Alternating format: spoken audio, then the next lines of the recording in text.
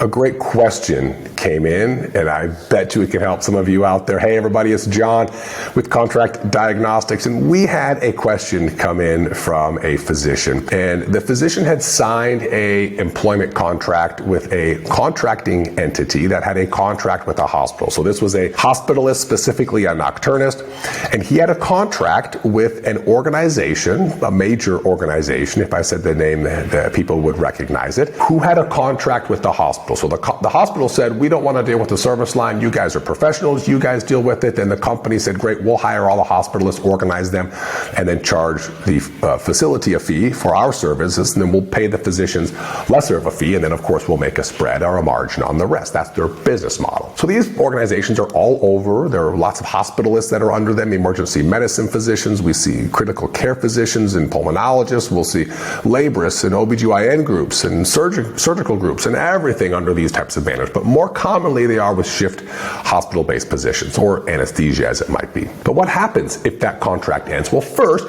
as you go through your contract review, I think it's important to have that conversation with the facility, with the organization, with the recruiter for your employer, if applicable. I think it's important to know, how long has the contract been in place?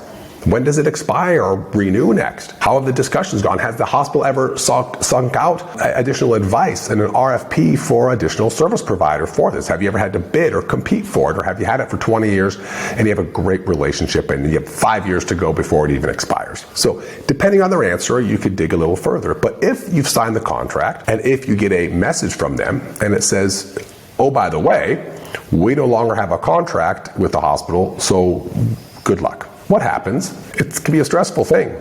Physicians could quit a job, take a job, start working on their credentialing and be transitioning, and all of a sudden the hospital contract falls apart. They may or may not have a position.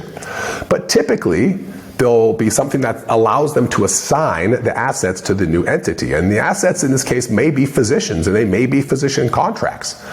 So if a new organization is taking over a facility at a predetermined price, they could do a couple things.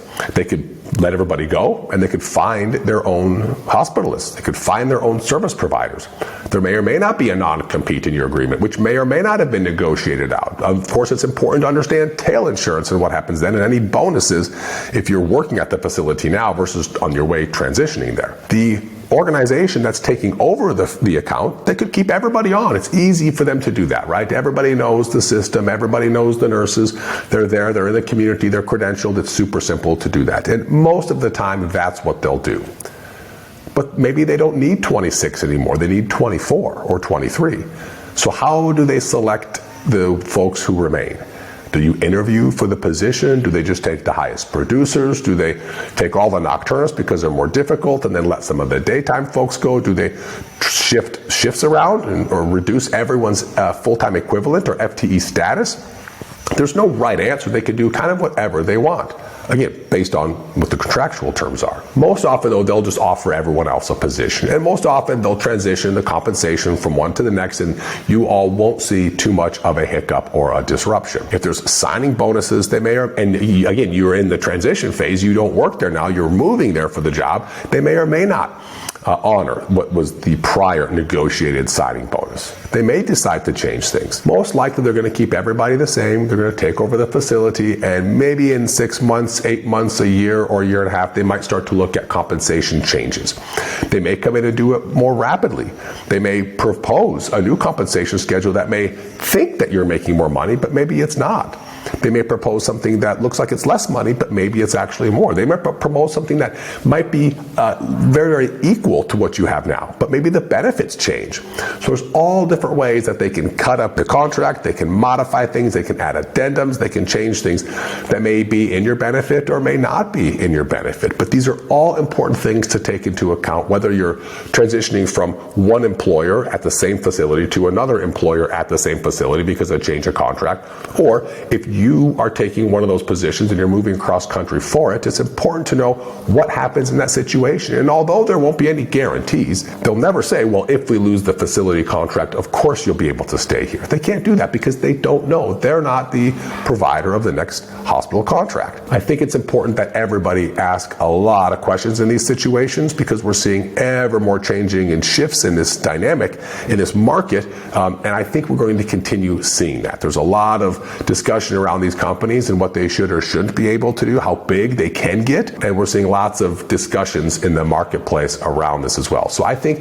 there's going to be a lot of change in these types of situations, and I think if you're jumping into one, it's never been a better time to have everything looked at if you're at a facility now, and know what your baseline is so you know what happens if and when they decide to change something. And if you're going through one of these discussions with these types of employers, it's really, really important that you have the right questions to ask. I hope this answered your question and has answered the physician's question. If you have a question, of course, feel free to send it on in to us here at Contract Diagnostics. And of course, you can sign up for a free web inquiry anytime online. You can message us, you can call us, you can info@contractdiagnostics.com, email us, whatever's easy. We are here to help with whatever you need. I'm John, and I'm looking forward to speaking again soon.